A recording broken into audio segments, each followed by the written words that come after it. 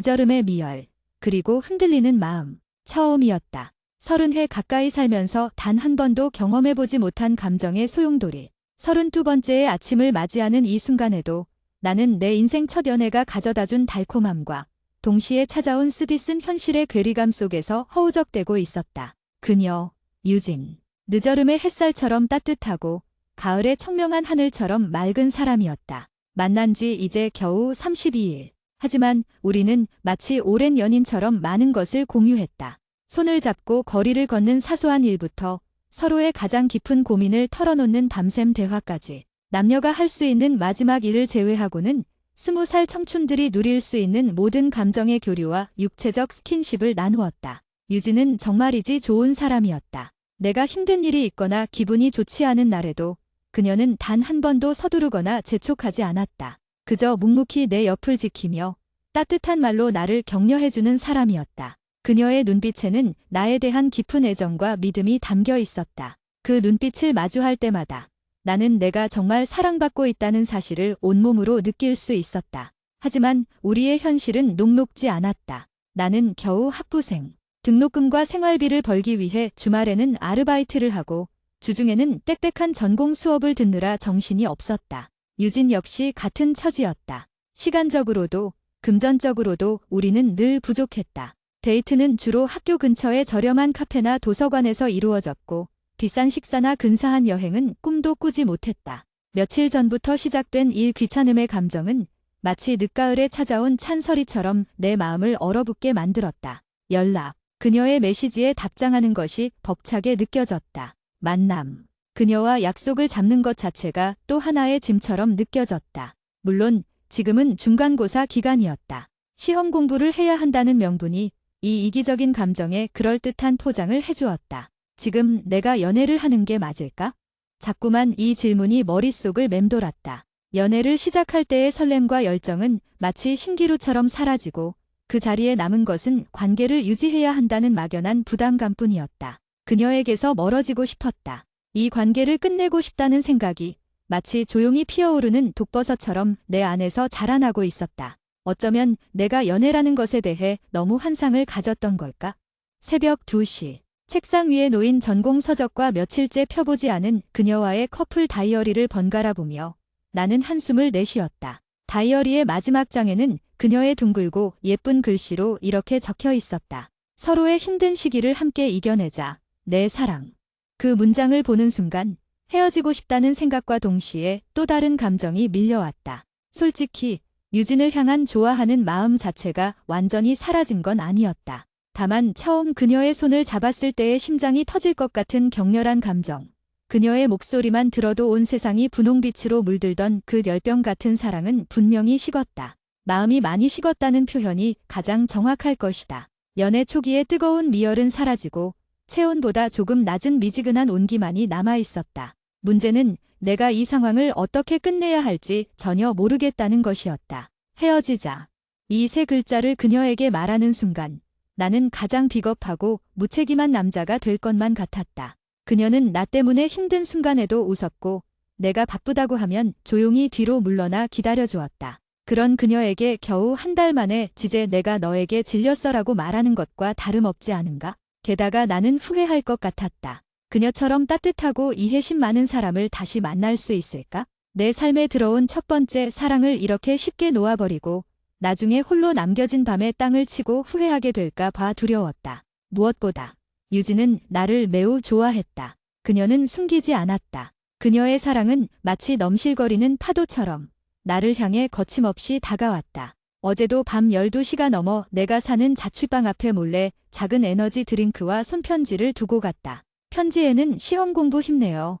내가 항상 응원해요. 이따 꿈에서 만나요라고 적혀 있었다. 나는 침대에 누워 천장을 바라보았다. 이 관계를 끝내고 싶어 하는 나, 그리고 이 관계를 소중히 여기며 나를 사랑하는 유진. 이 두 현실 사이에서 나는 잔인한 이중생활을 하고 있는 셈이었다. 다음 날 오후, 학교 중앙 도서관. 나는 전공 서적을 펼쳐놓고 있었지만 눈은 활자 위를 맴돌 뿐 머릿속에는 아무것도 들어오지 않았다. 그때 그녀에게서 카카오톡 메시지가 왔다. 유진, 나 지금 도서관 일열람실 3층이야. 너 밥 먹었어? 커피 한 잔 내가 좋아하는 딸기 샌드위치 사왔는데 너도 먹을래? 눈도 방긋. 평소 같으면 고마워. 지금 갈게라고 답장했을 것이다. 하지만 나는 잠시 망설였다. 지금 그녀를 만나면, 그녀의 해맑은 얼굴을 마주하면 나는 또다시 이 복잡한 감정을 숨기고 연기를 해야 했다. 그 연기가 이제는 너무나 버거웠다. 나는 심호흡을 하고 메시지를 보냈다. 유진아, 미안. 나 지금 교수님이 자료 요청하신 거 급하게 정리해야 돼서. 밥은 이미 먹었어. 고마워. 시험 끝나고 제대로 만나서 맛있는 거 먹자. 메시지를 보내고 나서 나는 내 자신이 비겁하다는 사실을 다시 한번 깨달았다. 그녀의 호의를 시험이라는 핑계로 밀어내는 이 상황이 너무나 치사하게 느껴졌다. 잠시 후 유진에게서 답장이 왔다. 유진아, 그렇구나. 눈물 흘리며 웃는 얼굴 미안해. 방해했네. 너무 무리하지 마. 내가 내 자리 앞에 조용히 두고 갈게. 이따 집 갈 때 먹어. 사랑의 빨간색 하트. 사랑해라는 단어. 그 단어가 나를 더 고통스럽게 만들었다. 내가 지금 그녀에게 느끼는 감정은 사랑이 아닌 미안함과 부담감인데 나는 자리에서 일어나 일열람실로 조용히 걸어갔다. 내 자리 앞에 놓여있는 작은 종이 가방. 그 가방을 들고 다시 내 자리로 돌아왔다. 샌드위치 위에 붙어있는 포스트잇에는 오늘도 화이팅. 넌 할 수 있어. 내 여자친구 드림기라고 적혀 있었다. 그녀가 실수로 내 남자친구 대신 내 여자친구라고 적은 것일까? 아니면 그녀만의 귀여운 애정 표현일까? 나는 샌드위치를 한 입 베어 물었다. 달콤하고 부드러운 맛. 하지만 목구멍으로 넘어가는 순간 왠지 모를 씁쓸함이 느껴졌다. 며칠 동안 우리는 이런 식으로 소통했다. 짧은 메시지, 그리고 일방적인 그녀의 배려. 나는 연락을 최소화했고 그녀는 그런 나의 상황을 묵묵히 이해해 주었다. 오히려 그녀는 더욱 조심스럽게 나를 대했다. 혹시 내가 공부하는데 방해될까 봐. 어느 날 저녁, 그녀가 망설이는 목소리로 전화를 걸어왔다. 아니, 괜찮아. 무슨 일이야? 나는 최대한 평소와 같은 목소리를 내려고 노력했지만 내 목소리에는 이미 미묘한 건조함이 묻어 있었다. 그냥 내 목소리 듣고 싶어서. 너무 연락을 안 하니까 내가 혹시 아픈 건 아닌가 걱정돼서. 그녀의 목소리에는 걱정과 함께 나를 향한 그리움이 묻어 있었다. 괜찮아. 나 안 아파. 그냥 공부할 게 많아서 그래. 유진아, 우리 이제 곧 시험 끝나잖아. 끝나면 내가 좋아하는 봉골레 파스타 해줄게. 그때까지 조금만 이해해줘. 나는 미래의 약속으로 현재의 불편함을 덮으려고 했다. 마치 썩어가는 사과 위에 예쁜 포장지를 덮는 것처럼. 그녀는 잠시 침묵하더니 이내 밝은 목소리로 대답했다. 응, 알겠어. 봉골레 파스타 기대하고 있을게. 너 요리 잘하잖아. 그럼 끊을게. 방해해서 미안해. 미안할 건 없어. 잘 자, 유진아. 전화를 끊고 나는 침대에 몸을 던졌다. 그녀는 나에게 단 한 번도 화를 내거나 서운해하지 않았다. 오히려 그녀의 이해심과 배려는 나의 죄책감을 더욱 키울 뿐이었다. 이렇게 좋은 사람을 내가 버려도 될까? 며칠 뒤, 중간고사 마지막 날. 나는 시험을 마치자마자 유진에게 연락했다. 그녀와 약속한 봉골레 파스타를 만들 생각이었다. 시험이 끝났으니 이제 더 이상 핑계를 댈 수 없었다. 그녀를 만나는 것이 귀찮았지만 도망칠 수는 없었다. 이 관계를 끝내기로 결정하든 계속 이어가기로 결정하든 나는 그녀와 마주해야 했다. 유진아, 시험 끝났지? 나 지금 장 보러 가려고. 너네 집으로 갈게. 저녁 같이 먹자. 유진 등. 끝났어. 박 터뜨리기. 어머. 정말 나 지금 너무 설렌다. 장 보는 거 내가 도와줄까? 다니. 괜찮아. 너는 그냥 편하게 쉬고 있어. 이따 보자. 나는 마트에서 신선한 재료들을 고르며 잠시나마 견인의 감정을 느꼈다. 어쩌면 이대로 다시 마음이 돌아올 수도 있지 않을까 하는 신락 같은 희망도 품었다. 그녀에게 잘해주면 예전의 설렘이 다시 찾아올지도 모른다고 생각했다. 유진의 자취방은 언제나처럼 깨끗하고 아늑했다. 문을 열자마자 달콤한 향이 풍겨왔다. 그녀는 밝게 웃으며 나를 맞이했다. 고생했어. 내 사랑. 시험 잘 봤지? 들어와. 들어와. 그녀는 내가 문을 닫기도 전에 내 품에 안겨왔다. 그녀의 따뜻한 체온과 향기가 내 코끝을 스쳤다. 하지만 예전처럼 심장이 미친 듯이 뛰지는 않았다. 그저 더 안겼네라는 무미건조한 생각이 들 뿐이었다. 밥부터 먹고 얘기하자. 나는 어색함을 감추기 위해 재빨리 앞치마를 두르고 주방으로 향했다. 유진은 내 뒤를 졸졸 따라다니며 이것저것 도우려고 했다. 나 뭐 도울 거 없어? 마늘 깔까? 양파 썰까? 아니, 괜찮아. 너는 가서 쉬고 있어. 이건 내가 해줄게. 나는 그녀를 다시 거실로 돌려보냈다. 그녀가 옆에 있는 것이 불편했다. 마치 그녀의 기대와 애정이 나를 짓누르는 것 같았다. 잠시 후 봉골레 파스타가 완성되었다. 먹음직스러운 비주얼과 향긋한 바질 향. 유진은 눈을 반짝이며 식탁에 앉았다. 우와, 진짜 맛있다. 역시 너 요리사 해도 되겠어. 맛있게 먹어줘서 고마워. 나는 억지로 미소를 지었다. 우리는 식사를 하면서 시험 얘기, 교수님 얘기, 앞으로의 방학 계획 등 지극히 평범한 대화를 나누었다. 하지만 내 마음속에는 던제 이 이야기를 꺼내야 할까 하는 긴장감이 계속해서 맴돌았다. 식사를 마친 후 우리는 거실 소파에 나란히 앉았다. TV에서는 예능 프로그램이 나오고 있었지만 나는 화면에 집중할 수 없었다. 유진이 먼저 내 손을 잡았다. 그녀의 손은 따뜻하고 부드러웠다. 오빠, 그동안 너무 힘들었지? 나 때문에 연락도 제대로 못하고 미안했어. 아니, 내가 왜 미안해? 내가 연락을 잘 못한 건데? 아니야. 나는 오빠가 공부하는 거 방해하기 싫어서 그랬어. 나 이제 시험 끝났으니까 우리 이제 다시 자주 보자. 그동안 못 봤던 영화도 보고 내가 가고 싶다고 했던 바다도 가자. 그녀는 밝은 목소리로 우리의 미래를 계획하고 있었다. 그 모습을 보는 순간 나는 더 이상 참을 수 없었다. 유진아. 내 목소리는 예상보다 훨씬 낮고 무거웠다. 그녀는 TV에서 시선을 거두고 나를 바라보았다. 그녀의 눈빛에는 의아함과 함께 묘한 불안감이 스쳐 지나갔다. 왜? 무슨 일 있어? 아니, 그게... 나는 말을 잇지 못하고 입술만 깨물었다. 내가 왜 이토록 겁을 내고 있을까? 오빠, 편하게 말해봐. 나 화 안 내. 그녀는 내 손을 잡은 채 나를 재촉했다. 우리 관계에 대해서 진지하게 이야기 좀 해야 할 것 같아. 나는 겨우 이 말을 뱉어냈다. 침묵이 우리 사이에 무겁게 내려앉았다. TV 속 사람들의 웃음소리가 이 침묵을 더욱 잔인하게 만들었다. 유진은 잡고 있던 내 손을 놓았다. 그리고 두 손을 무릎 위에 가지런히 올려놓았다. 그녀의 표정은 이미 모든 것을 짐작한 듯 굳어져 있었다. 말해봐.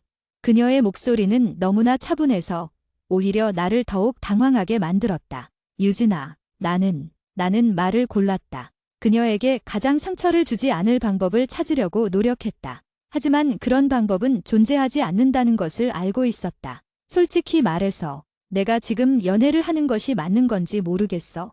그녀는 아무 말 없이 나를 응시했다. 그녀의 크고 맑은 눈이 나를 꿰뚫어 보는 것만 같았다. 나 지금 너무 힘들어. 경제적으로도 시간적으로도 너무 부족해. 너도 알잖아. 학업이랑 아르바이트 병행하는 게 얼마나 벅찬지. 연애라는 것에 온전히 집중할 수가 없어. 너에게 충분히 좋은 남자친구가 되어주지 못하는 것 같아. 계속 미안한 마음만 쌓여가. 이건 사실이었다. 하지만 가장 중요한 핵심은 아니었다. 가장 중요한 핵심은 마음이 식었다는 것이었다. 나는 그 사실을 그녀에게 차마 말할 용기가 없었다. 나의 이기심을 그녀에게 적나라하게 드러내고 싶지 않았다. 그게 연애를 못할 이유가 돼? 유진은 조용히 물었다. 그녀의 눈가에는 이미 물기가 고여 있었다. 나는 오빠의 그런 힘든 상황을 이해해. 오빠가 나한테 미안해하지 않게 내가 더 노력할게. 연락 조금만 해도 돼. 못 만나도 괜찮아. 오빠가 바쁘면 내가 조용히 기다려줄게. 나는 오빠랑 함께하고 싶어. 오빠 옆에 있는 것만으로도 나한테는 큰 힘이 돼. 그녀의 말은 너무나 진심이었다. 그녀의 헌신적인 사랑은 오히려 나를 더 괴롭게 만들었다. 아니, 유진아, 그게 아니야. 나는 고개를 저었다. 내가 문제야. 너는 정말 좋은 사람이야. 너무 좋은 사람이라서 내가 더 미안해. 무슨 말을 하고 싶은 거야, 오빠? 그녀의 목소리가 떨리기 시작했다. 나는 심호흡을 했다. 이제 더 이상 돌려 말할 수 없었다. 나는 너를 처음 만났을 때처럼 뜨겁게 사랑하지 않는 것 같아. 나는 겨우 이 말을 뱉어냈다. 마음이 많이 식었어. 너에게 연락하는 것도 만나는 것도 최근에는 솔직히 귀찮게 느껴졌어. 너는 나에게 최선을 다했는데 나는 너에게 이런 감정을 느끼는 게 너에게 너무 미안해. 그녀의 눈에서 결국 눈물이 흘러내렸다. 그녀는 소리내어 울지 않았다. 그저 맑은 눈물을 조용히 흘릴 뿐이었다. 그 모습이 나를 더욱 비참하게 만들었다. 그럼 헤어지자는 거야? 그녀는 떨리는 목소리로 물었다. 미안해. 나는 그 단어밖에 할 수 없었다. 헤어지자는 말 대신 미안해라는 단어로 대답을 대신했다. 유진은 자리에서 벌떡 일어났다. 오빠, 잠깐만. 그녀는 숨을 헐떡였다. 겨우 32일이야. 우리 만난 지 겨우 한 달이야. 한 달 만에 마음이 식었다고? 오빠가 처음 나한테 고백했을 때 오빠 눈빛은 안 그랬어. 나한테 평생을 약속할 것처럼 말했잖아. 나도 그때는 진심이었어. 정말이야. 그런데 뭐가? 오빠, 나 지금 너무 어이가 없어. 오빠는 힘든 일이나 기분 안 좋은 날에도 내가 다 받아주고 기다려줬잖아. 오빠가 내 옆에 있는 것만으로도 나한테는 힘이었어. 그런데 겨우 한 달 만에 귀찮다는 감정 때문에, 아니, 오빠 마음이 식었다는 이유 때문에 나를 버리겠다는 거야? 그녀는 처음으로 나에게 화를 내고 있었다. 그 분노와 슬픔이 뒤섞인 감정은 내가 예상했던 것보다 훨씬 더 아팠다. 나는 오빠가 책임감이 없는 사람이라는 생각은 안 했어. 오빠는 신중한 사람이니까. 그래서 첫 연애도 늦게 시작한 거잖아. 그런데 이렇게 쉽게, 이렇게 무책임하게 끝내자고 할 줄은 몰랐어. 무책임한 남자. 내가 가장 듣기 싫었던 그 단어를 그녀는 내뱉었다. 유진아, 내가 무책임하다는 거 나도 알아. 그런데 계속 이 관계를 이어가는 게 너에게 더 상처 주는 일이라고 생각해. 너는 나보다 훨씬 좋은 사람을 만날 자격이 있어? 너를 진심으로 뜨겁게 사랑해 줄 수 있는 사람. 나는 오빠밖에 없어. 나한테는 오빠가 가장 좋은 사람이야. 그녀는 울면서 소리쳤다. 오빠는 왜 항상 나에게 완벽한 모습을 보여주려고 해? 그냥 힘든 모습을 보여줘. 내가 도와줄게. 왜 나 혼자만 이 관계를 붙잡으려고 하는 것처럼 만들어? 그녀의 울음소리가 내 귓가를 때렸다. 나는 그녀에게 다가가 어깨를 감싸 안으려고 했다. 손대지 마. 그녀는 내 손길을 단호하게 거부했다. 그녀의 눈빛에는 상처와 배신감이 가득했다. 나한테 시간이 필요해. 오빠가 정말로 나를 더 이상 사랑하지 않는다면 이별을 받아들일게. 하지만 나에게 생각할 시간을 줘. 나는 오빠를 너무 좋아해. 오빠 말처럼 쉽게 이 관계를 정리할 수가 없어. 그녀는 고개를 숙이고 눈물을 닦았다. 우리 일주일만 떨어져 있어 보자. 일주일 동안 연락하지 말고 만나지도 말고. 오빠는 오빠의 마음을 다시 한번 생각해봐. 내가 정말로 단순한 귀찮음 때문에 버려도 될 사람인지, 그리고 나는 이 관계를 어떻게 해야 할지 생각해 볼게. 일주일 뒤에 다시 만나서 이야기하자. 나는 그녀의 제안을 거절할 수 없었다. 그녀의 마지막 배려이자 나에게 준 마지막 기회라는 것을 알았다. 알겠어. 일주일 뒤에 다시 만나자.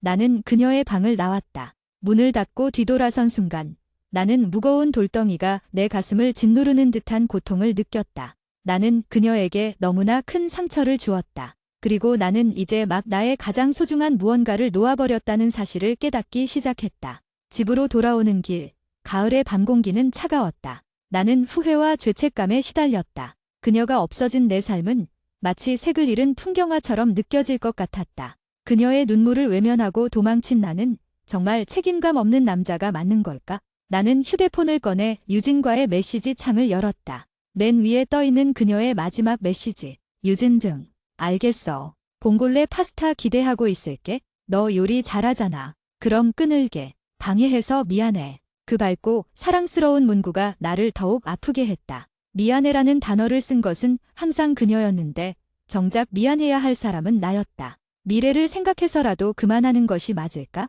아니면 이 식어버린 마음이라는 것이 단순한 권태기일까? 아니면 학업과 현실의 무게 때문에 찾아온 일시적인 감정일까? 나는 내가 그녀를 좋아하는 마음이 완전히 사라진 것은 아니라는 것을 다시 한번 되뇌었다. 다만 그 마음이 변해라는 관계를 유지할 만큼 뜨겁지 않다는 것이 문제였다. 일주일. 그 일주일 동안 나는 이 관계의 무게, 그리고 그녀를 잃었을 때의 공허함을 뼈저리게 느껴야 할 것이다. 이 시간이 나에게 이별의 확신을 가져다 줄지, 아니면 그녀에게로 다시 돌아갈 용기를 줄지는 오직 나만이 결정해야 했다. 나는 내가 처한 이 잔인한 현실의 기로에 서 있었다. 나는 이기적인 현실과 순수한 사랑 사이에서 갈등했다. 그리고 이 모든 것이 나의 첫 연애에서 일어났다는 사실이 나를 더욱 혼란스럽게 만들었다. 일주일의 침묵, 그리고 공백의 무게. 유진과의 이별 선언. 아니 정확히는 일주일간의 유예 기후. 내 삶은 이상할 정도로 조용해졌다. 그녀의 메시지 알림음이 울리지 않는 휴대폰은 마치 고장난 시계처럼 무의미하게 느껴졌다. 며칠 전까지만 해도 그 알림이 귀찮게 느껴졌는데 이제는 그 익숙한 소음의 부재가 나를 짓눌렀다. 일단 시험은 끝났다. 눈앞에 급한 불은 껐지만 마음속의 불은 더 크게 타오르고 있었다. 도서관에 앉아 전공 서적을 펼쳐도 활자는 눈에 들어오지 않았다. 책상 위에는 여전히 유진이 사다 준 딸기 샌드위치의 포장지가 깨끗하게 치워진 채 남아 있었다. 그녀의 흔적은 곳곳에 남아 나를 괴롭혔다. 우리는 일주일 동안 연락하지 않기로 했다. 나는 그 침묵이 나에게 자유를 줄 것이라고 기대했다. 하지만 현실은 달랐다. 자유 대신 엄청난 공백이 찾아왔다. 평소 같았으면 시험이 끝난 후 나는 그녀와 만나 밀린 이야기들을 나누고 소소한 행복을 즐겼을 것이다. 영화를 보거나 학교 앞 포장마차에서 간단히 맥주 한 잔을 나누는 것만으로도 충분했다. 하지만 지금은 그 모든 것이 멈춰버렸다. 나는 일부러 친구들에게 연락해서 술자리를 만들고 게임을 하며 시간을 보냈다. 하지만 웃고 떠드는 순간에도 문득문득 찾아오는 허전함은 막을 수 없었다. 화요일 밤, 동기들과 함께 술을 마셨다. 평소보다 더 많이 마셨다. 술에 취하면 그녀에 대한 생각이 사라질까 기대하면서 야, 너 요즘 무슨 일 있냐? 좀 멍해 보여. 동기 중 한 명이 내 어깨를 툭 쳤다. 아니, 별일 없어. 시험 끝나서 그런가 보지? 나는 애써 웃으며 대답했다. 하지만 속으로는 그녀에 대한 생각이 끊이지 않았다. 지금 유진이는 뭘 하고 있을까? 혹시 나 때문에 많이 울고 있을까? 아니면 벌써 나를 잊으려고 노력하고 있을까?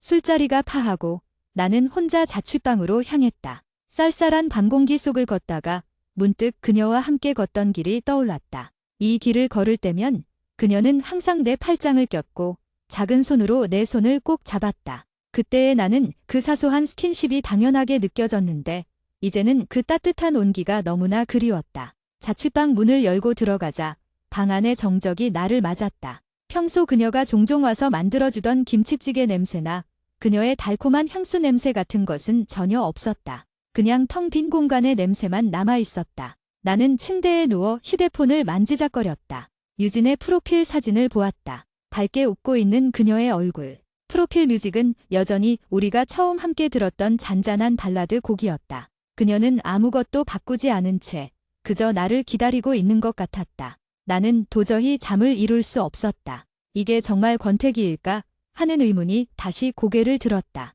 연애 초기의 격정적인 사랑이 사라지고 편안함과 익숙함이 자리 잡았을 때 느끼는 자연스러운 감정의 변화일까? 아니면 정말로 그녀에 대한 마음이 완전히 식어버린 것일까? 나는 연애 경험이 전혀 없었기 때문에 이 감정의 정체를 알 수 없었다. 첫 연애의 달콤함을 경험하자마자 곧바로 이 복잡한 감정의 늪에 빠진 것이다. 다음 날 아침, 나는 유진이 다니는 학교 근처 카페에 앉아 있었다. 일부러 그녀가 자주 오던 곳을 찾아간 것이다. 그녀의 모습을 몰래라도 보고 싶었다. 내가 그녀를 향한 마음이 완전히 식었다고 단정 지었는데 왜 이렇게 그녀의 주변을 맴도는 걸까? 카페 창가에 앉아 커피를 마시며 나는 그녀와 여기서 나누었던 대화들을 떠올렸다. 오빠, 나 졸업하면 꼭 외국계 회사에 취직할 거야. 그래서 오빠랑 같이 유럽 여행 가는 게 꿈이야. 오빠는 무슨 색이 제일 좋아? 나는 오빠가 입은 네이비색 니트가 제일 좋아. 따뜻해 보여서. 그녀의 목소리, 그녀의 표정이 생생하게 떠올랐다. 그때의 나는 그녀의 꿈과 계획에 적극적으로 동참했다. 우리의 미래를 함께 그렸다. 그런데 겨우 일주일 만에 나는 그 모든 것을 무너뜨리려고 하고 있었다. 오후 2시쯤 그녀가 친구들과 함께 카페로 들어서는 것을 보았다. 그녀는 평소처럼 밝은 미소를 짓고 있었다. 겉으로 보기에는 전혀 힘들어 보이지 않았다. 오히려 친구들과 즐겁게 이야기하며 웃고 있었다. 나는 갑자기 심장이 철렁했다. 혹시 나 없이도 잘 지내는 건가? 혹시 벌써 나를 잊은 건가? 내가 그녀에게 이별을 통보했지만 막상 그녀가 나 없이 행복해하는 모습을 보니 알 수 없는 질투심과 상실감이 밀려왔다. 나는 그 모습이 보기 싫어서 고개를 숙이고 급히 카페를 빠져나왔다. 내가 도망치듯 자리를 피한 이유는 무엇일까? 그녀의 행복한 모습에 안도해야 하는 것이 아닌가? 하지만 내 마음은 그렇지 않았다. 그녀는 슬퍼하고 나를 그리워해야만 할 것 같았다. 그래야만 나의 결정이 정당화될 것만 같았다. 그녀의 행복은 곧 나의 존재 가치를 부정하는 것처럼 느껴졌다. 이 이기적인 감정에 나는 또다시 괴로워했다. 목요일, 이별 유예 기간의 절반이 지났다. 나는 학교 근처 편의점에서 아르바이트를 시작했다. 갑자기 아르바이트를 늘린 이유는 나 자신을 지치게 만들어서라도 그녀에 대한 생각을 멈추고 싶었기 때문이다. 밤 10시부터 새벽 2시까지 편의점 카운터를 지키면서 나는 수많은 사람들을 만났다. 술에 취한 사람들, 밤늦게 간식을 사러 온 학생들, 그리고 혼자 시간을 때우는 사람들. 새벽 1시쯤 밖에서 찬바람이 불어왔다. 나는 창밖을 바라보았다. 예전에 유진이 시험 기간 내내 나에게 커피와 간식을 사다 주던 그 편의점이었다. 오빠, 공부 열심히 해. 나 이거 사서 집 가는 길이야. 오빠 힘내라고. 그녀는 늘 밝고 긍정적인 에너지로 나를 채워주었다. 그녀가 나의 현실적인 어려움과 불안함을 잠시나마 잊게 해주는 유일한 출구였다. 그런데 나는 그 출구를 스스로 막아버린 것이다. 나는 그녀에게 연락하고 싶은 충동을 강하게 느꼈다. 잘 지내니? 혹시 아픈 데는 없어? 라는 짧은 메시지라도 보내고 싶었다. 하지만 그녀와의 약속을 깰 수는 없었다. 이 침묵은 내가 그녀를 정말로 놓아줄 준비가 되었는지 확인하는 과정이었다. 그날 밤 아르바이트를 마치고 집에 돌아와 침대에 누웠을 때 나는 그녀의 빈자리를 더욱 절실하게 느꼈다. 평소 같았으면 내가 아르바이트를 마치고 돌아올 때쯤 그녀에게서 오늘도 수고했어. 이제 푹 자라는 메시지가 와 있었을 것이다. 하지만 휴대폰은 여전히 잠잠했다. 나는 그녀가 나에게 보냈던 수많은 메시지들을 다시 읽어보았다. 유진 오빠, 내가 어제 꿈에 나왔는데 오빠가 나한테 꽃다발 주면서 프로포즈했어. 완전 감동이었어. 꽃다발, 날짜 10월 5일. 유진 오늘 날씨 진짜 좋다. 오빠랑 같이 손잡고 공원 산책하고 싶다. 하지만 오빠 공부해야 하니까 내 마음만 전할게. 태양, 날짜 10월 12일. 메시지 하나하나에 그녀의 순수하고 해맑은 사랑이 담겨 있었다. 그녀는 한 번도 나에게 무언가를 요구하거나 짐을 지운 적이 없었다. 항상 나를 먼저 생각하고 나를 배려했다. 그런 그녀에게 나는 귀찮음을 느꼈다는 것이 내 자신이 얼마나 형편없는 인간인지 깨닫게 했다. 금요일, 나는 학교 상담센터를 찾아갔다. 심리학을 전공하는 선배의 추천이었다. 상담실에 앉아 내 이야기를 털어놓았다. 첫 연애의 설렘이 사라지고 찾아온 공허함, 현실적인 어려움, 그리고 헤어지고 싶지만 책임감 때문에 망설이는 복잡한 감정들을 상담 선생님은 조용히 내 이야기를 들으시더니 노트에 무언가를 적으셨다. 학생은 지금 연애의 책임감과 자유 사이에서 갈등하고 있는 것 같아요.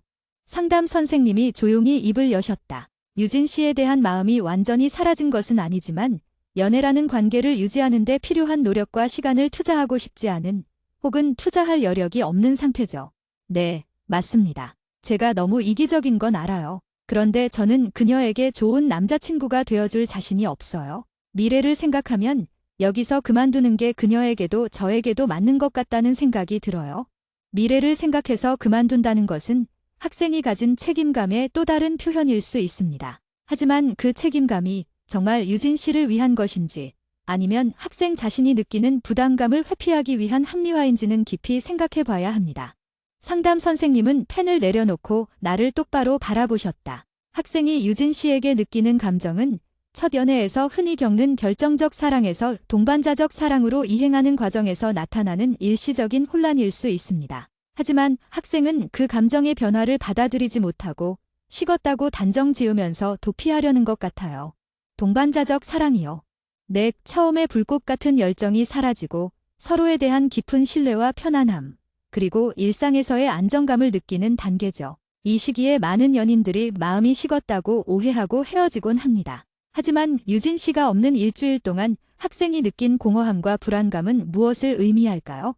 나는 말문이 막혔다. 그녀가 없는 일주일 동안 나는 오히려 그녀에게 더 집착하고 그녀를 그리워했다. 학생은 유진 씨를 잃는 것이 두려운 동시에 그녀가 나에게 부여하는 사랑받는 사람이라는 존재감이 사라질까 두려운 것일 수도 있습니다. 유진 씨는 학생에게 단순한 여자친구가 아니라 힘든 현실을 버티게 해주는 반식처였으니까요. 그 안식처를 스스로 파괴하고 싶지 않은 이기적인 마음과 그 관계를 유지할 책임감은 없는 현실 사이에서 충돌하는 거죠.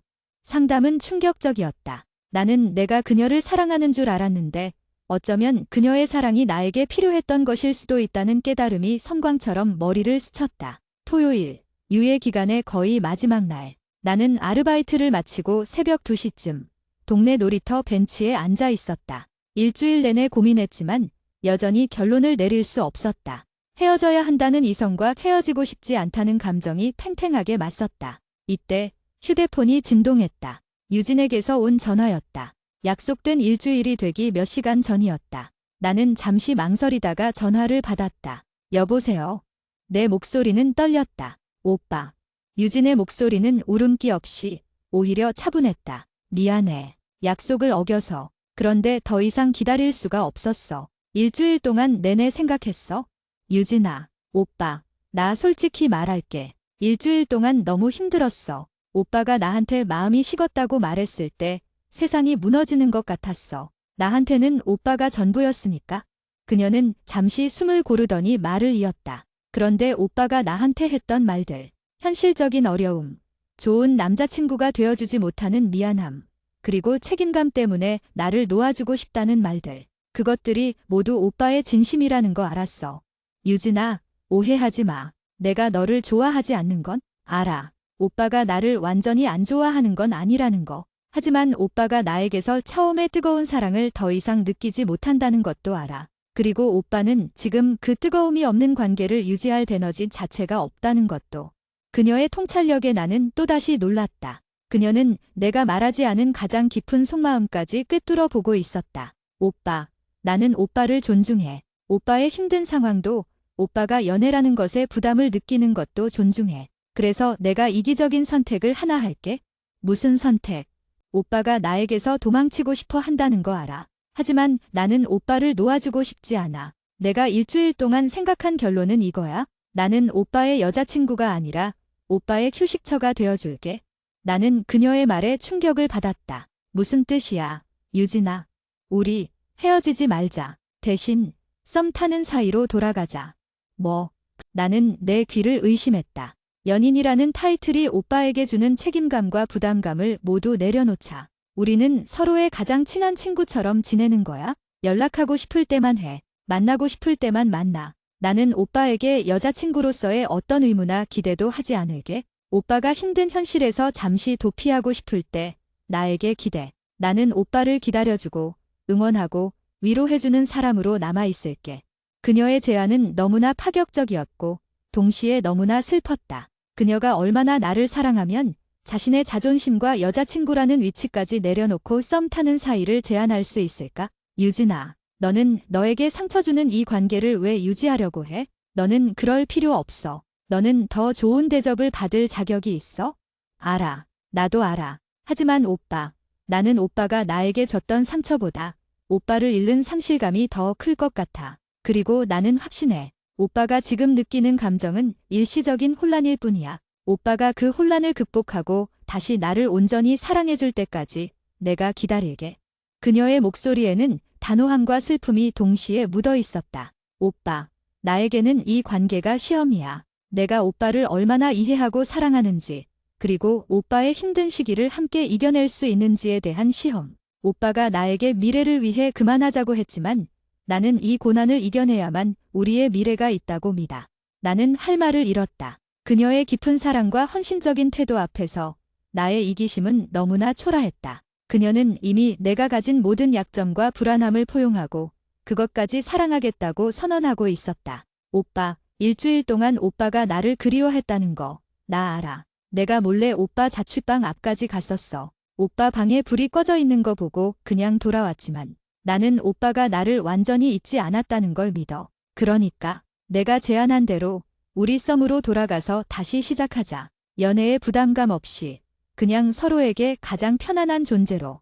그녀는 나에게 기별과 관계의 재정립이라는 두 가지 선택지를 제시했다. 나는 깊은 고민에 빠졌다. 그녀의 제안은 나의 이기심을 충족시켜주는 달콤한 유혹이었다. 부담감 없는 관계. 하지만 그것은 그녀에게 너무나 잔인한 요구였다. 나는 그녀를 썸 타는 사이라는 애매한 위치에 묶어두고 언제든 내가 원할 때 그녀에게 돌아갈 수 있는 안전장치로 사용하려는 것 아닌가? 유진아, 그건 너에게 너무 불공평해. 나는 너에게 그런 잔인한 짓을 할 수 없어. 너는 나에게 온전히 사랑받아야 할 사람이야.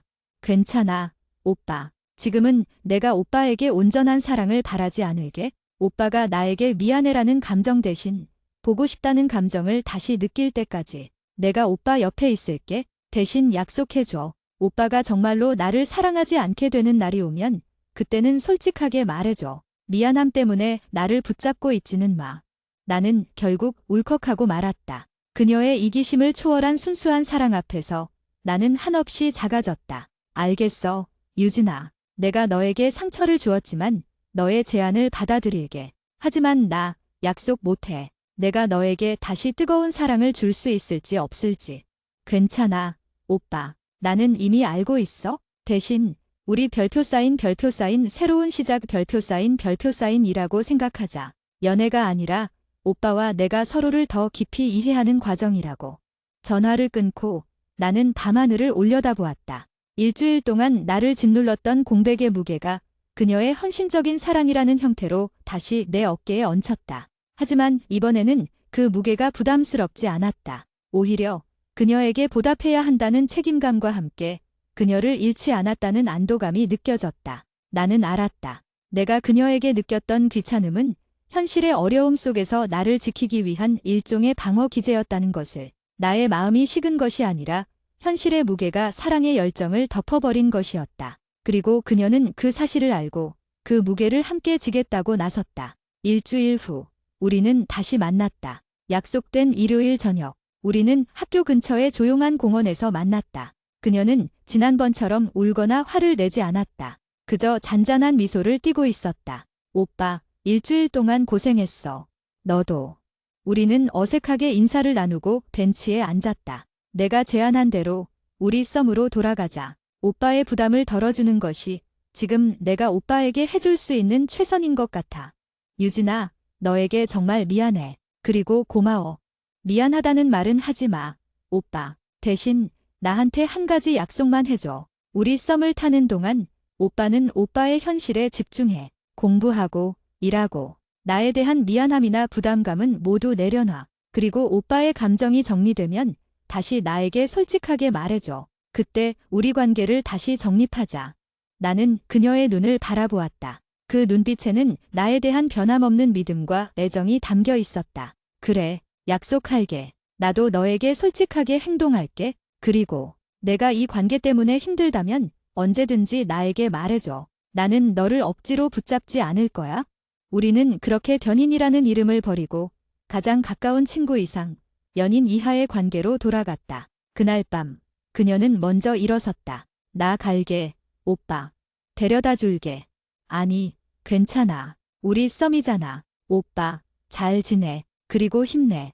그녀는 나에게 가벼운 포옹을 해주고 돌아섰다. 그녀의 뒷모습은 지난번처럼 슬퍼 보이지 않았다. 오히려 그녀의 선택에 대한 확신과 당당함이 느껴졌다. 나는 벤치에 한참 동안 앉아 있었다. 그녀의 파격적인 제안이 내 삶에 가져온 변화는 이별보다 더 큰 파장을 일으켰다. 나는 이제 그녀에게 덜 미안해도 되었다. 하지만 동시에 그녀의 헌신에 보답해야 한다는 새로운 숙제를 안게 되었다. 이 썸 타는 사이의 기간이 우리 관계를 완전히 끝낼지 아니면 동반자적 사랑으로 나아가는 징검다리가 될지는 아무도 알 수 없었다. 하지만 한 가지 확실한 것은 나는 이제 그녀를 이전과는 다른 눈으로 바라보게 될 것이라는 사실이었다. 나의 이기적인 현실과 그녀의 숭고한 사랑이 공존하는 이상하고 복잡한 관계의 시작이었다. 모호한 경계, 썸이라는 이름의 실현. 우리는 유진의 파격적인 제안대로 썸이라는 모호한 관계를 시작했다. 연인도 이별한 사이도 아닌 그 중간 어디쯤에 위치한 관계. 나는 이 새로운 관계가 나에게 준 부담으로부터의 해방감에 안도했지만 동시에 유진에게 느낄 미안함과 고마움의 무게는 여전했다. 일주일의 침묵 이후 우리의 일상은 완전히 달라졌다. 가장 큰 변화는 연락 빈도였다. 그녀는 정말로 나에게서 모든 기대를 내려놓은 듯했다. 이전에는 아침에 잘 잤어 도 시작해서 하루 종일 소소한 대화가 이어졌고 밤에는 사랑해, 잘 자로 마무리되곤 했다. 하지만 이제는 달랐다. 우리는 하루에 한 번 혹은 이틀에 한 번 정도로만 연락했다. 그것마저도 대부분은 내가 먼저 필요에 의해 연락하거나 그녀가 나에게 중요한 정보, 예를 들어 과제 마감이 오늘까지래 를 알려줄 때뿐이었다. 수요일 오후 나는 학교 중앙 도서관 구석에 앉아 미뤄뒀던 전공 과제를 하고 있었다. 평소 같으면 그녀와 함께 공부하고 있었을 시간. 문득 그녀에게 연락하고 싶은 충동이 일었다. 나 규진아, 뭐해? 평소보다 훨씬 가볍고 짧은 메시지. 나는 그녀에게 남자친구로서의 애정 표현 대신 친구로서의 안부를 물었다. 몇 분 뒤 답장이 왔다. 유진, 나 지금 도서관 일열람실에서 팀플 자료 정리 중. 눈도 방긋. 나 다. 그렇구나. 힘들지. 이따가 잠깐 커피라도 같이 마실까? 메시지를 보내놓고 나는 잠시 망설였다. 내가 먼저 보자고 하는 것이 그녀에게 다시 기대를 심어주는 것은 아닐까? 하지만 나는 그녀의 따뜻한 위로가 필요했다. 힘든 과제 앞에서 그녀의 존재가 나에게는 분명한 안식처였다. 유진, 미안. 오빠. 나 이거 오늘까지 끝내야 해서 꼼짝 못할 것 같아. 엉엉엉. 대신 오빠 나중에 힘들면 나한테 털어놔. 커피는 다음에 같이 마시자. 그녀의 단호한 거절에 나는 당황했다. 이전 같았으면 그녀는 모든 것을 제쳐두고 나에게 달려왔을 것이다. 하지만 그녀는 이젠 썸 타는 사이의 규칙을 철저히 지키고 있었다. 오빠가 나에게 의무감을 느끼지 않게 한다는 그녀의 약속을 스스로 지키고 있는 것이다. 나는 씁쓸함을 느꼈다. 거절당한 기분은 유쾌하지 않았다. 오히려 그녀가 나에게 완전히 헌신하던 그때가 그리워졌다. 그때는 내가 관계의 주도권을 쥐고 있었지만 지금은 그녀의 의사에 따라 우리의 만남이 결정되고 있었다. 금요일 밤 나는 아르바이트를 마치고 친구들과 가볍게 술을 마셨다. 술자리에서 친구들은 여느 때처럼 여자친구 이야기를 꺼냈다. 야, 너희는 유진이랑은 요즘도 알콩달콩하냐? 너의 첫 연애라더니 엄청 잘 맞는 것 같더라. 나는 씁쓸하게 웃으며 대답했다. 뭐, 그냥 잘 지내지. 요즘 시험 끝나고 서로 바빠서. 나는 친구들에게 우리의 모호한 관계를 설명할 수 없었다. 우리는 헤어지지 않고 썸을 타기로 했어라고 말하는 것은 너무나 복잡하고 유진에게 상처를 주는 일이었다. 나는 그녀를 여자친구로 소개하는 것이 불편했고 썸녀라고 소개하는 것은 더 비겁하게 느껴졌다.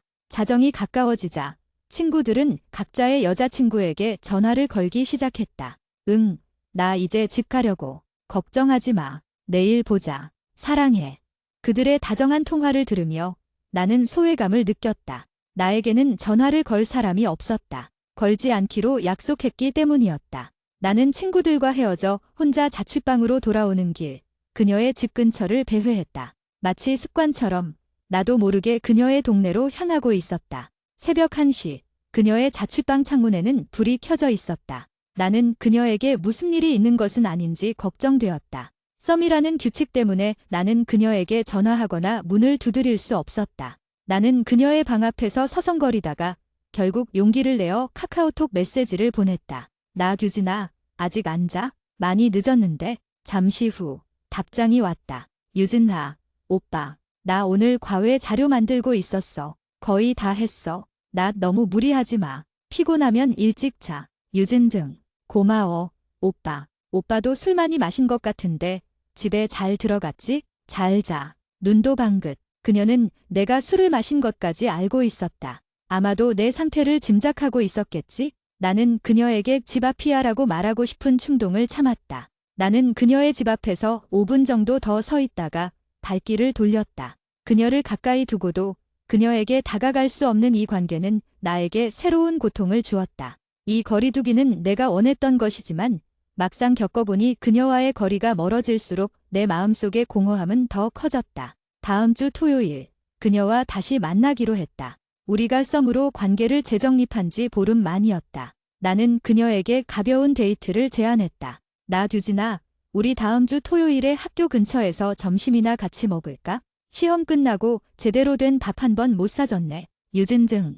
좋아. 오빠가 사주는 밥이라면 뭐든 맛있지. 눈도 방긋. 우리는 학교 근처에 새로 생긴 파스타 집에서 만났다. 그곳은 연인들이 자주 오는 분위기 좋은 곳이었다. 그녀를 만나기 전 나는 옷을 고르고 머리를 다듬는데 평소보다 더 많은 시간을 할애했다. 그녀에게 잘 보이고 싶었다. 이것이 식어버린 마음의 증거는 아닐 것이다. 그녀에게 미안한 마음을 표현하는 방식일까? 아니면 좋아하는 마음의 잔재일까? 약속 장소에 도착했을 때 유진은 이미 와서 나를 기다리고 있었다. 그녀는 이전보다 조금 더 성숙하고 차분해 보였다. 오빠, 왔어. 늦지 않았어. 앉아. 우리는 파스타를 먹으면서 대화를 나누었다. 주로 학교 이야기, 아르바이트 이야기, 그리고 미래에 대한 이야기였다. 연인들이 나누는 사랑해, 보고 싶어서 같은 달콤한 말은 단 한마디도 오가지 않았다. 나는 그녀의 눈을 똑바로 보았다. 그녀는 나에게 전혀 부담을 주지 않기 위해 노력하고 있었다. 그녀의 미소는 밝았지만 그 미소 뒤에는 알 수 없는 슬픔과 인내가 숨겨져 있는 것 같았다. 식사를 마치고 우리는 카페로 향했다. 카페에서 커피를 마시던 중 나는 용기를 내어 물었다. 유진아, 너는 괜찮아. 내가 너한테 이렇게 대하는 거 힘들지 않아? 유진은 커피잔을 내려놓고 나를 바라보았다. 그녀의 눈빛은 흔들림이 없었다. 힘들지. 당연히 힘들지, 오빠. 그녀의 솔직한 고백에 나는 죄책감을 느꼈다. 그런데 오빠, 나는 오빠를 이해하려고 노력하고 있어. 오빠가 지금 나에게 원하는 것이 휴식이라는 것을 알아. 나에게 기대고 싶지만 나에게 미안해서 그러지 못하는 것도 알아. 유진아, 오빠, 나 솔직히 말할게. 나는 지금 우리의 관계를 유지하기 위해 나의 자존심을 많이 깎아내리고 있어. 나도 오빠에게 굴이 언제 손잡을 거야? 왜 나한테 사랑한다고 말 안 해? 라고 묻고 싶어. 그녀의 목소리는 떨렸지만 그녀는 눈물을 보이지 않았다. 하지만 나는 오빠가 지금 이 관계를 완전히 끝내고 후회할까 봐 두려워. 그리고 오빠가 나를 잃은 뒤에 오빠의 현실이 더 힘들어질까 봐도 걱정돼. 그녀는 마치 상담 선생님처럼 나의 내면을 정확히 파헤치고 있었다. 나는 오빠가 나를 썸이라는 안전장치로 사용하고 있다는 것도 알아. 오빠가 언제든 돌아올 수 있는 단식처로 나를 이용하고 있다는 것도. 그런데 나는 그 역할을 자처했어. 왜냐하면 나는 오빠를 그만큼 좋아하니까. 그녀의 고백은 나에게 큰 충격이었다. 그녀는 나의 이기적인 마음을 모두 알고도 나를 위해 희생하고 있었다. 유진아, 너는 정말 바보 같아. 너는 나보다 훨씬 좋은 사람을 만날 수 있어. 나에게서 벗어나. 아니, 오빠. 나는 바보가 아니야. 나는 내가 뭘 원하는지 알아. 나는 오빠가 나에게서 완전히 도망치는 것보다 오빠의 가장 힘든 시기에 오빠 옆에 있는 것을 선택했어. 이게 나의 사랑 방식이야. 그녀는 잠시 침묵하더니 다시 미소를 지었다. 하지만 그 미소는 슬펐다. 대신, 오빠, 우리 앞으로 한 달만 더 이렇게 지내보자. 한 달 뒤에 다시 우리 관계를 정립하자. 그때도 오빠가 나에게 뜨거운 사랑을 느낄 수 없다면 그때는 미안함 없이 깨끗하게 나를 놓아줘. 나도 그때는 오빠를 놓아줄게. 약속할게. 그녀는 또다시 나에게 기회를 주었다. 그것도 기한을 정해놓고. 나는 그녀의 깊은 배려와 희생 앞에서 더 이상 나의 감정적 혼란을 핑계댈 수 없었다. 나는 그녀의 진정한 사랑에 응답해야 했다. 그것이 이 관계를 끝내는 것이든 아니면 다시 시작하는 것이든. 알겠어, 유진아. 한 달 동안 나도 내 마음을 확실히 정리할게. 너의 마음에 상처 주지 않도록 노력할게. 그리고 너에게 고마워. 고마워할 필요 없어, 오빠. 내가 선택한 거니까. 자, 그럼 우리 이제 일어나서 산책이나 할까? 여기 근처 공원에 예쁜 코스모스가 피었대.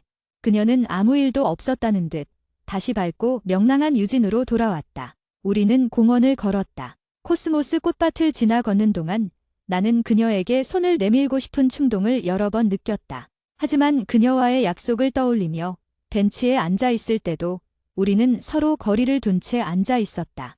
헤어질 시간이 되었다. 그녀는 나에게 가벼운 목례를 하고 돌아섰다. 나는 그녀가 완전히 시야에서 사라질 때까지 그 자리에 서서 그녀의 뒷모습을 지켜보았다. 그녀의 뒷모습은 당당했지만 왠지 모를 외로움이 느껴졌다. 그녀는 나를 위해 스스로를 외롭게 만들고 있었다. 나는 휴대폰을 꺼내 그녀에게 메시지를 보냈다. 나 규진아, 오늘 즐거웠어. 조심히 가. 평소처럼 짧고 담백한 메시지. 하지만 이번에는 그녀에게서 예상치 못한 답장이 왔다. 유진 등, 오빠도 고마워. 그리고 오빠, 우리 지금은 썸이지만 나는 오빠를 매일 사랑하고 있어. 잊지 마. 그녀의 메시지를 읽는 순간 내 눈가가 뜨거워졌다. 그녀는 내가 그녀에게 해주지 못하는 사랑이라는 단어를 이 모호한 관계 속에서도 멈추지 않고 건네고 있었다. 그녀의 이 일방적인 사랑이 나에게는 더 큰 책임감과 죄책감으로 다가왔다. 나는 그녀에게 어떤 대답도 할 수 없었다.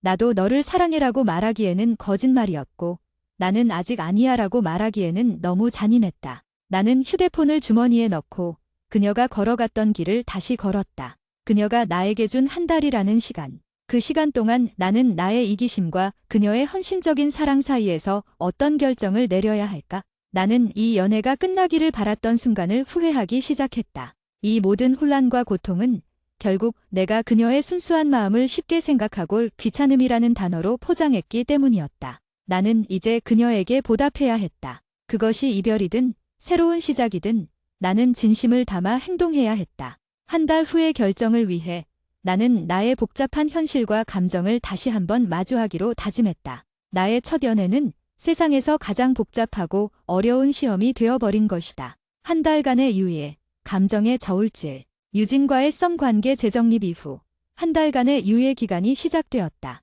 나는 이 기간을 나 자신과의 싸움, 그리고 유진의 헌신적인 사랑에 대한 성찰의 시간으로 삼기로 했다. 그녀가 나에게 준 부담 없는 자유는 역설적으로 나에게 더 큰 내적 압박을 가해왔다. 나는 그녀의 말대로 학업과 아르바이트에 집중하려고 노력했다. 잠을 줄여가며 도서관에 틀어박혀 공부했고 주말에는 2개의 아르바이트를 겹쳐 뛰었다. 몸이 피곤할수록 잡념이 사라질 것이라고 믿었다. 하지만 피곤함이 극에 달했을 때 가장 먼저 떠오르는 얼굴은 여전히 유진이었다. 힘들 때 기대고 싶다. 이것은 연인 시절 그녀가 나에게 해주었던 가장 큰 위로였다. 그녀는 내가 현실의 무게에 짓눌려 힘들 때 잠시나마 모든 것을 잊고 편안하게 쉴 수 있는 안식처였다. 내가 그녀에게 귀찮음을 느꼈던 이유가 현실 때문이었다는 것을 깨닫자 이제 그녀가 없는 현실은 더욱 버거워졌다. 수요일 오후 밤샘 과제 때문에 머리가 깨질 듯 아팠다.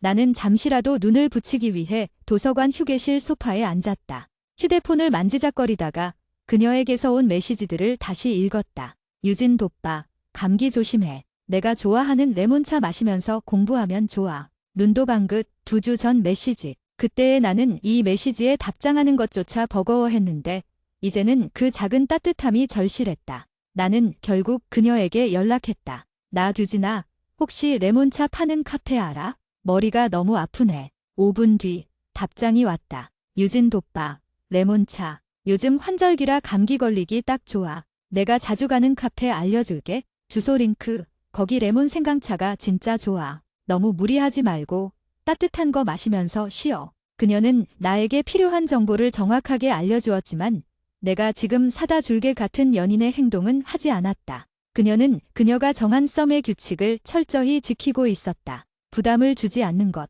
나는 알려준 카페로 향했다. 따뜻한 레몬 생강차를 마시자 목구멍으로 온기가 퍼지며 잠시나마 통증이 가라앉았다. 그 순간 나는 깨달았다. 내가 정말로 그녀를 사랑하고 있는지는 모르겠지만 나는 그녀의 보살핌과 존재를 절실히 필요로 하고 있다는 것을. 그녀는 내 삶의 안정제 같은 존재였다. 그 주 주말 나는 밤늦게까지 편의점 아르바이트를 했다. 새벽 2시 편의점 문을 잠그고 집으로 돌아가려는 순간 편의점 앞에 누군가 서 있었다. 유진아.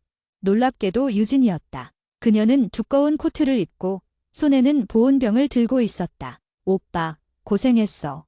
그녀는 잔잔하게 웃었다. 너, 여기서 뭐해? 왜 연락도 없이 왔어? 나는 당황스러움과 동시에 반가움에 심장이 뛰었다. 그냥, 오빠가 요즘 밤샘하는 거 아닐까?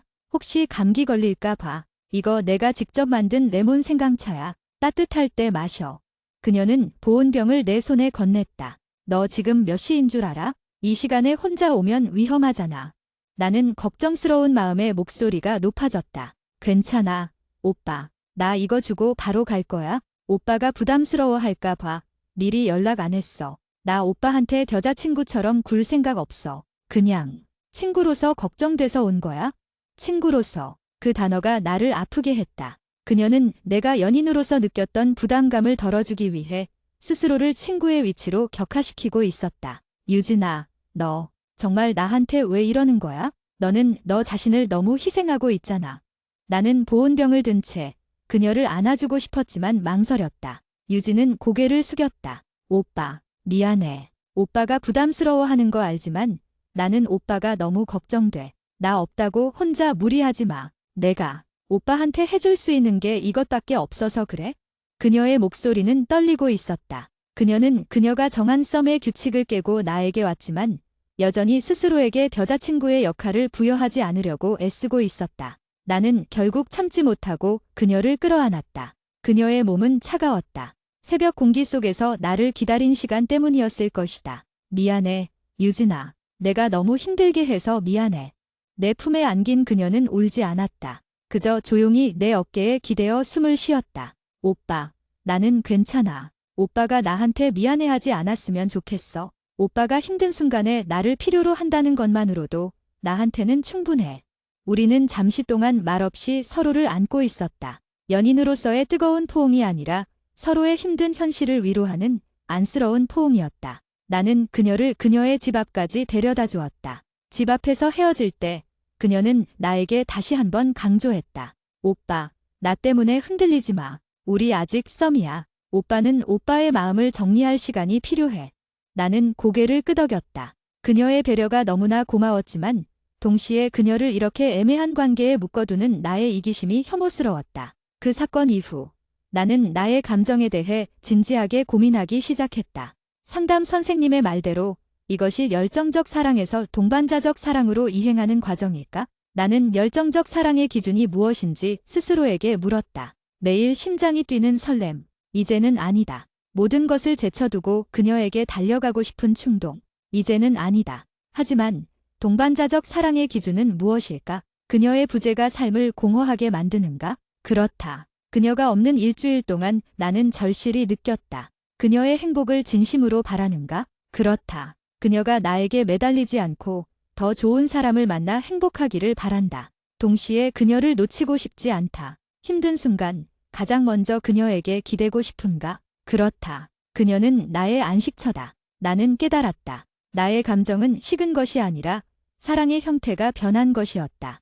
연애 초기의 불꽃놀이 같은 열정은 사라지고 이제는 잔잔하지만 깊고 안정적인 난로 같은 사랑으로 변해가고 있었다. 하지만 나는 첫 연애였기에 그 결정이 없는 사랑은 가짜라고 착각했던 것이다. 내가 그녀에게 귀찮음을 느꼈던 순간들은 사실 그녀와의 관계 자체가 귀찮았다기보다 나의 힘든 현실이 연애라는 노력과 책임감을 감당하기 버거웠던 것이다. 그리고 그녀는 나의 그 모든 것을 이해해 주었다. 유예 기간이 며칠 남지 않은 시점.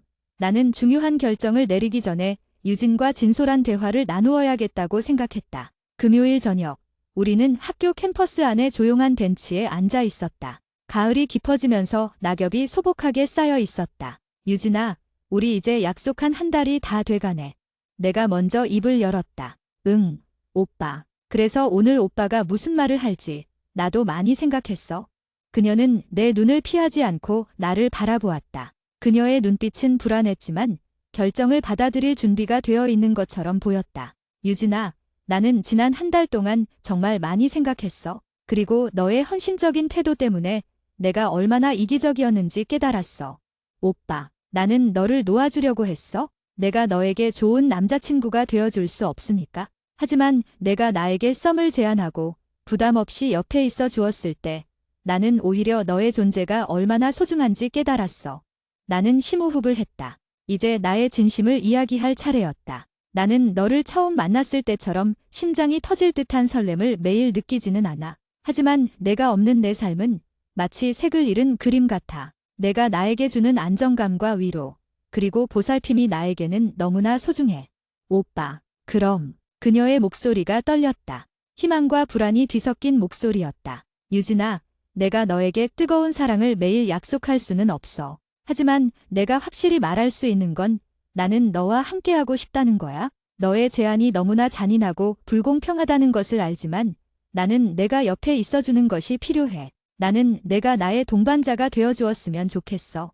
나는 그녀의 손을 잡았다. 처음으로 약속된 썸 기간 동안 내가 먼저 스킨십을 시도한 것이었다. 그녀의 손은 차가웠지만 내 손에 닿자마자 빠르게 온기를 찾아갔다. 유진아, 우리 다시 연애하자. 대신 너의 제안을 받아들여서 우리 연애의 방식은 바꿔야 할 것 같아. 어떻게 바꿀 건데? 그녀는 눈물을 글썽이며 물었다. 우리는 연인 관계이되 서로에게 부담을 주지 않는 관계였으면 좋겠어. 나는 나의 현실적인 어려움을 너에게 솔직하게 털어놓을게. 너에게 데이트 비용을 전적으로 부담하게 하거나 너에게 연락 의무나 만남 의무를 지우지 않을게. 그리고 나도 너에게 모든 것을 요구하지 않을게. 나는 그녀의 눈을 보며 진심을 담아 말했다. 그리고 가장 중요한 거. 나는 이제 너에게 미안해라는 말을 줄이는 대신 고마워라는 말을 더 많이 할게. 너의 헌신적인 사랑에 내가 합당하게 보답할 수 있을지는 모르겠지만 나는 이제 너에게 진심으로 다가갈 거야. 내 마음의 형태가 변했다는 것을 인정하고 그 변한 형태로 너를 사랑할게. 유진은 결국 참지 못하고 울음을 터뜨렸다. 하지만 그것은 슬픔의 눈물이 아니라 안도감과 기쁨의 눈물이었다. 오빠, 나도 오빠가 그렇게 말해줄 줄 몰랐어. 오빠가 다시 나에게 돌아와 줘서 고마워. 아니, 내가 고마워. 내가 나를 포기하지 않고 기다려줘서. 우리는 다시 포옹했다. 지난번의 포옹과는 달랐다. 이번 포옹은 미안함과 안도감이 아닌 다시 시작이라는 약속과 확신이 담긴 포옹이었다. 그녀의 따뜻한 체온이 나에게 전달되었다. 유진아, 우리 이제 헤어지는 거 아니지? 내가 불안한 마음에 물었다. 응, 오빠. 이제 우리는 다시 연인이야. 다만 조금 더 성숙한 방식으로.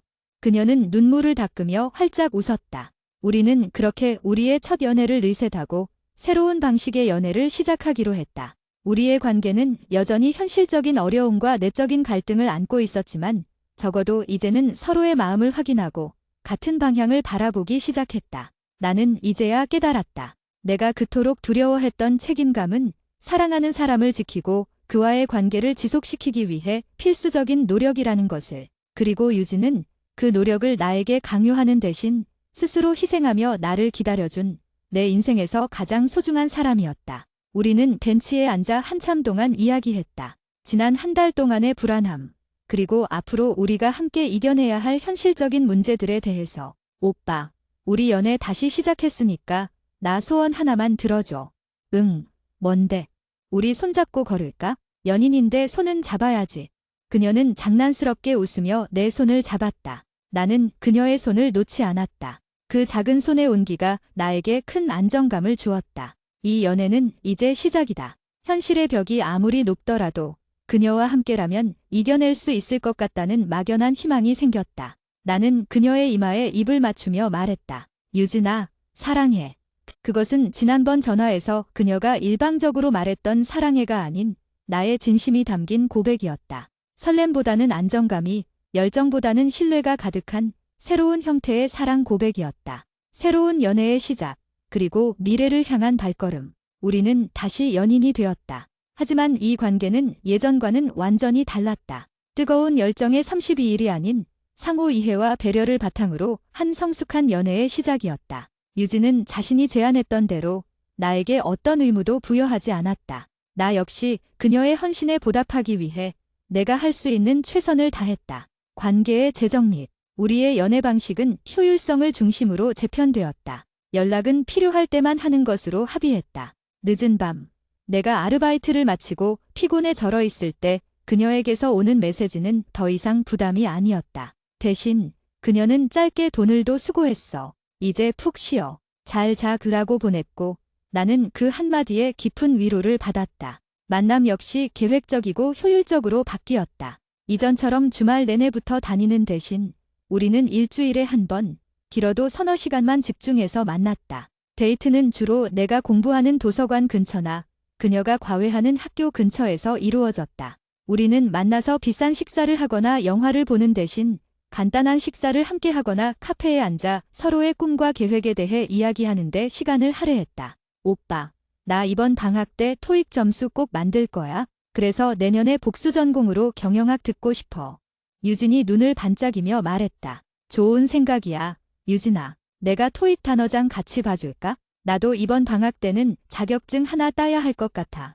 우리의 대화는 더 이상 감정적인 영역에만 머무르지 않았다. 우리는 서로의 현실적인 목표와 미래 계획을 공유하고 서로에게 실질적인 조언과 격려를 해주는 동반자 역할을 하기 시작했다. 그녀는 나의 단식처이면서 동시에 나의 성장 동력이 되어주고 있었다. 현실적인 문제의 극복, 가장 큰 문제였던 금전적인 어려움도 함께 극복해 나가기 시작했다.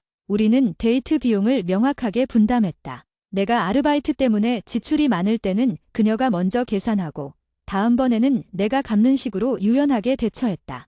우리는 서로에게 돈을 써야 한다는 부담감 대신 서로를 배려한다는 마음으로 지출을 관리했다. 어느 날 내가 급하게 등록금 분할 납부금 때문에 힘들어할 때였다. 유진은 망설임 없이 나에게 다가왔다. 오빠, 미안해하지 마. 내가 용돈 모아둔 거 있어? 일단 이거 쓰고 오빠 나중에 형편 좋아지면 천천히 갚아도 돼. 우리 사이인데 뭘.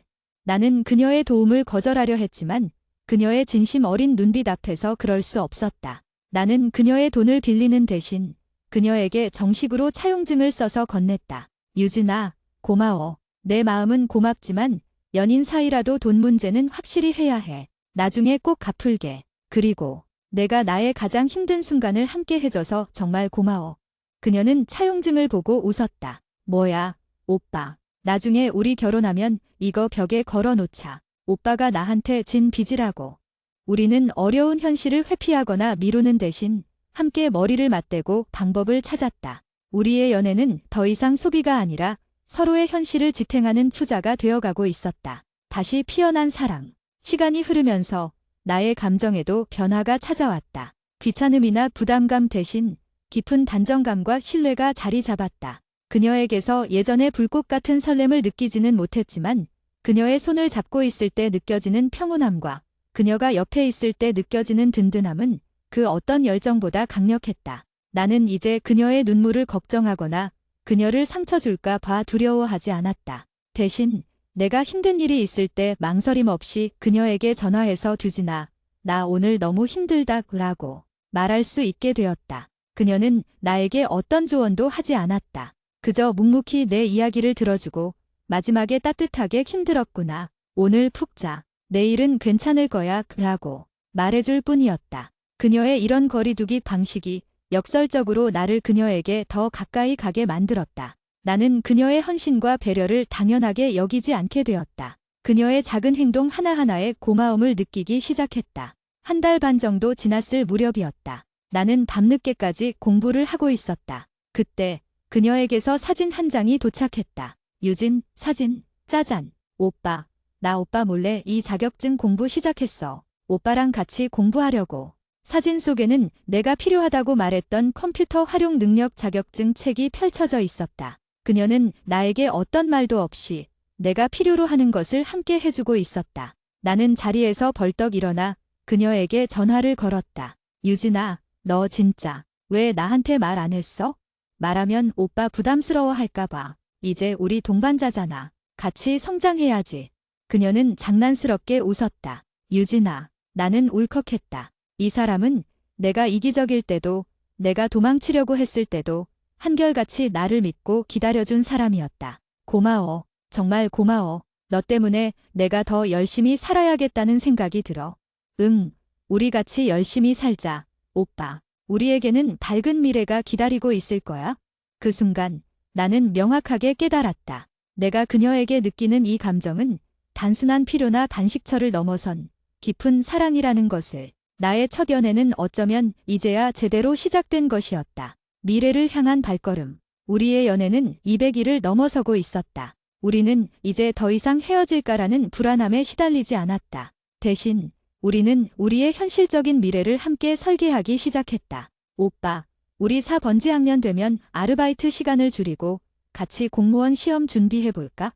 좋지, 유진아. 나도 공무원 생각하고 있었어. 우리 같이 도서관에서 공부하고 서로 응원해주자.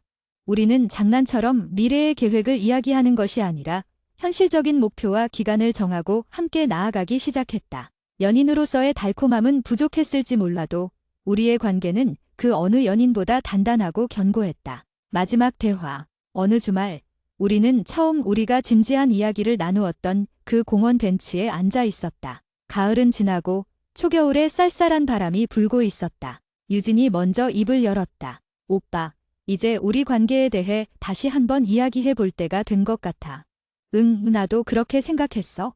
오빠는 이제 더 이상 나에게서 도망치고 싶지 않은 거지? 응, 유진아. 내가 얼마나 너를 소중하게 생각하는지 이제야 확실히 깨달았어. 그때 내가 느꼈던 감정은 너에 대한 마음이 식은 게 아니라 내 현실의 무게에 짓눌린 불안감이었어. 너의 제안 덕분에 나는 그 불안감을 극복하고 너를 새로운 방식으로 사랑할 수 있게 되었어. 나는 그녀의 손을 잡고 진심을 담아 말했다. 유진아, 나는 너에게 뜨거운 열정을 약속할 수는 없어. 하지만 내가 너에게 약속할 수 있는 건 너의 가장 힘든 순간에도 가장 기쁜 순간에도 나는 항상 너의 옆에 있는 동반자가 되어주겠다는 거야. 우리의 연애는 이제 현실을 함께 헤쳐나가는 팀워크라고 생각해. 유진은 눈물을 글썽이며 고개를 끄덕였다. 오빠, 나는 그게 오빠의 가장 큰 사랑 표현이라는 것을 알아. 나도 오빠에게 내조만 하는 여자친구가 아니라 오빠와 함께 걸어갈 수 있는 파트너가 되고 싶어. 우리 이제 연애라는 이름의 껍데기를 벗고 진정한 관계를 시작하자.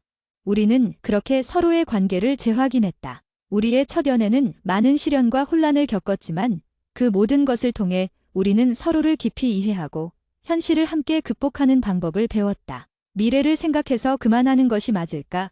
라는 나의 첫 고민은 이제 완전히 사라졌다. 미래를 생각해서라도 나는 이 사람과 함께해야 한다. 그녀는 나의 부족함과 이기심까지도 포용하고 나를 더 나은 사람으로 만들어주는 유일한 사람이었기 때문이다.